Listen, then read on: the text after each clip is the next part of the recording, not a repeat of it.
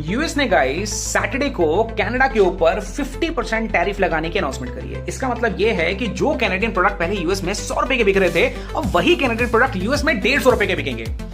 Canada US में लगभग $20 billion के आसपास के प्रोडक्ट जो है वो यूएस में सप्लाई करता है। तो $20 बिलियन के ऊपर अगर 50% का टैरिफ भी अगर लगता है तो इसका मतलब ये है कि कनाडा का एक बहुत बड़ा ट्रेड अफेक्ट करेगा, एक्सपोर्ट अफेक्ट करेगा।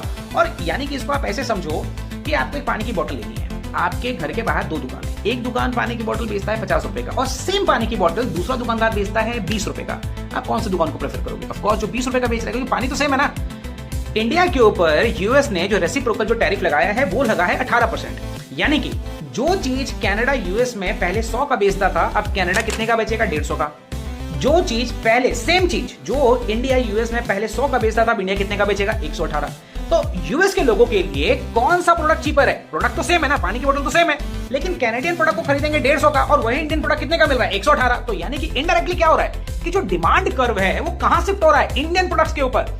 तो इसका मतलब ये है कि इंडियन प्रोडक्ट्स की जो डिमांड है वो बढ़ने वाली है, राइट? तो आप सोचो कि अगर $20 बिलियन का अगर 10 to 20% भी अगर इंडिया की तरफ अगर शिफ्ट होता है, तो इसका मतलब ये है कि अगर 20 बिलियन का अगर 10% भी शिफ्ट होता है तो भी 2 बिलियन होता है, और अगर 20% होता है तो 4 बिलियन का जो डिमांड है वो इंडिया की तरफ शिफ्ट होगा। इसका बेनिफिट किसको मिलेगा? इसका बेनिफिट मिलेगा फार्मास्यूटिकल सेक्टर को, इसका सबसे बड़ा बेनिफिट मिलेगा जेम एंड ज्वेलरी सेक्टर को, इसका बेनिफिट मिलेगा इंजीनियरिंग सेक्टर को, राइट, टेक्सटाइल को। डायरेक्टली इंडियन प्रोडक्ट की जो डिमांड है वो बढ़ेगी, राइट? और इसका एक बेनिफिट हमें ये भी मिलेगा कि कनाडा वर्ल्ड में एक बहुत बड़ा स्टोरेज अपने पास रखता है। तो अगर कल को कनाडा को अगर अपने क्रूड ऑयल को अगर बाहर बेचने में, अगर यूएस में बेचने में अगर दिक्कत आती है, तो कनाडा कई बार बोल चुका है कि उसको इंडिया जैसी कंट्रीज के साथ कॉन्ट्रैक्ट करना है, उसको इंडिया जैसी कंट्री को अपना माल बेचना है, क्योंकि वो भी अपनी मार्केट को बड़ा करना चाहता है। तो इससे इंडिया को और सस्ते रेट पे क्रूड मिलेगा, जिससे हमें बहुत ज्यादा बेनिफिट मिलने वाला है। इससे सबसे बड़ा बेनिफिट क्या मिलेगा?